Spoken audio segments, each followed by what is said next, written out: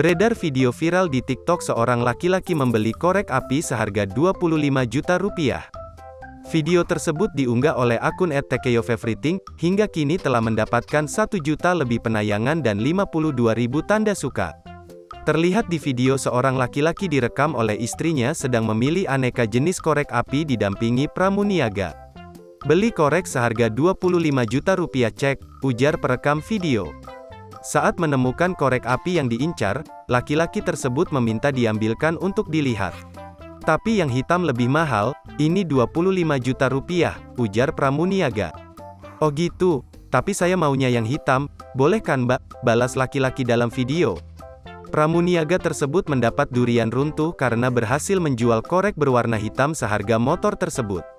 Diketahui dari video tersebut tempat pembelian korek dari toko ST Dupont Paris di Jakarta. Beragam komentar bernada bercanda dilontarkan warganet menanggapi kejadian unik tersebut.